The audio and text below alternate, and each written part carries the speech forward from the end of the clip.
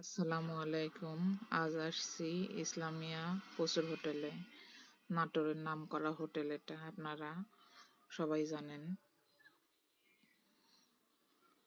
দেখতেই পাচ্ছেন এর মধ্যে ভেতরে চলে এসেছি। এখন ছিল মধ্য দুপুর, যার কারণে লোকজনের অনেকটাই ভিড় দেখা যাচ্ছে।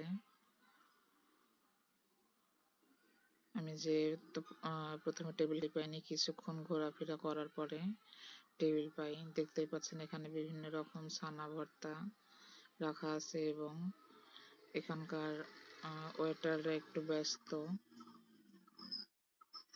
যার কারণে আমরা একটু ঘোরাফেরা করছিলাম এবং দেখে নিচ্ছিলাম কেমন কি খাবার আছে। এখানে সব রকমের খাবার ছিল, বিভিন্ন রকম ভর্তা, গরুর মাংস, খাসির মাংস, মুরগির রোস্ট, মুরগির মাংস, বিভিন্ন রকম ভাজি, ছোট মাছ এবং আরো অনেক কিছু ছিল।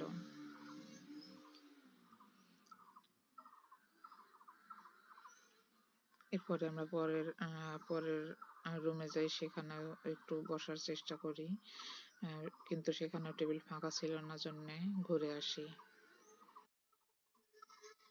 ঘোরাফেরা করতে করতে প্রচুর হোটেলের মেন কিচেনের দিকে এসে একটু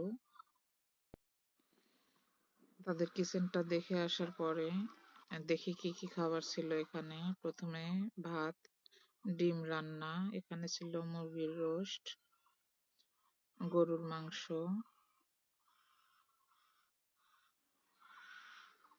খাসির মাংস। দেখতে পাচ্ছেন খাবারের কোয়ালিটি কোয়ান্টিটি গুলা। এখানে ছিল ছোট মাছ পেঁয়াজ দিয়ে রান্না। এখানে ছিল ছোট ছোট গুছি মাছ শাক এবং পেঁয়াজ দিয়ে রান্না। এখানে ছিল রুই মাছ রান্না। এখানে আরেক ধরনের ছোট মাছ চিংড়ি মাছ। এখানে ছিল গরুর মাংস রান্না। এটা ছিল মুরগির রোস্ট, যেটাকে ঝাল রোস্ট বলে এটা। কাবাব ছিল, এখানে কালো জিরা বাদাম ভর্তা, এখানে মাছের ভর্তা ছিল, তারপরে পেঁপে ভর্তা, আলু ভর্তা, শুকনো মরিচ দিয়ে করা। এটা ছিল মুরগির। এখানে এক চাচা সবার খাবার বেড়ে দিচ্ছিলেন, দেখতেই পাচ্ছেন। এখানে আমি আমাদের খাবারের অর্ডারটা দেই, দিয়ে টেবিলে যাবার জন্য সময় হাতটা ধুয়ে নেই। হাতটা ধুয়ে গিয়ে আমরা আমাদের টেবিলে বসি। কিছুক্ষণ ঘোরাফেরার পরে টেবিলে আসি।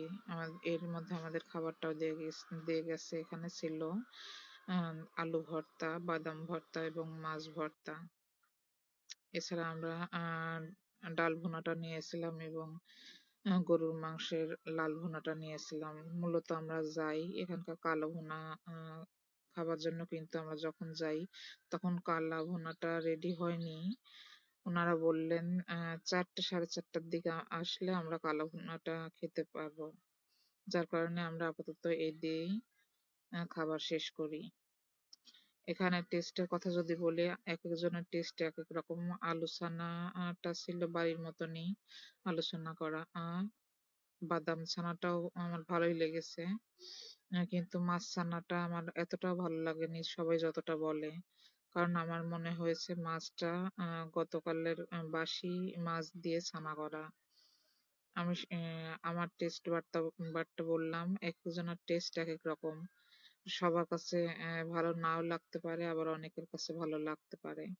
কিন্তু এখানকার মুড়িঘন্ট ডালটা ছিল অনেক মজার, আপনারা চাইলে ট্রাই করতে পারেন।